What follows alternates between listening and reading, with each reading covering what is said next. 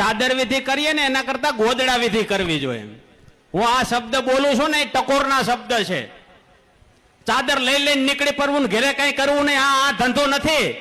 સદગુરુ સમર્થ ધાયરા હોય ને સાહેબ તો વેચાઈ જવું પડે. જેસલ વેચાણો, તોરલ વેચાણી, રૂપાદે વેચાણા, માલદે વેચાણા સાહેબ, જોધલ પીર વેચાઈ ગયા, સંતો મહંતો ઉગા રામ વેચાઈ ગયા સાહેબ, અને જે ભરી બજારે વેચાણા ને એ આ કઈક લઈને નીકળ્યા છે. ખંભે કોથરા નાખીને નીકળી જાવ એનું આ કામ નથી. એટલે ચાદર છે એ ચાદર ને જાળવવી પડે સાહેબ. તોરલે એનો દેહ વેચી નાખ્યો, ગાંગણે આવેલા હતા ને વાલા એને જમાડવા માટે પોતાનો દેહ વેચી નાખ્યો હતો. ચિથર વખતનો એક ઇતિહાસ આવે છે કે ઇતિહાસની અંદર એની પત્ની હતી, પહેરવા કઈ કપડા નહોતા ને વાલા, ત્યારે પાંગ ઉપર એક સાડી હતી ને એ સાડી વેચીને સંતોને જમાડ્યા હતા. એની આ ચાદર છે.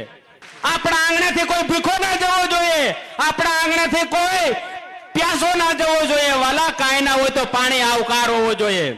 આ આંગણો એવું છે કે તમારા આંગણે કોઈ આવ્યો હોય ને સાહેબ એ ભૂખો જાય તો તમારી માતા જનતા લાજે. અરે એ પેલા તમારો સદગુરુ લાજે.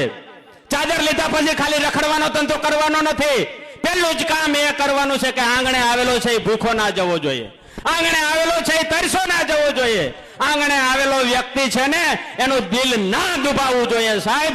ત્યારે આ ચાદર છે એ જેમ જાજમ લાંબી થઈ હતી ને, જેમ રામદેવ પીરે કરી હતી ત્યારે લાંબી થાય. બાકી તો ગોદડા વિધિ થાય છે, નોટીને હુઈ જાય છે. આ એનું કામ જ નથી સાહેબ. ચાદર વિધિ એટલે નાની વાત ના સમજતા. સંતો મહંતો મહાપુરુષો વેચાઈ ગયા છે.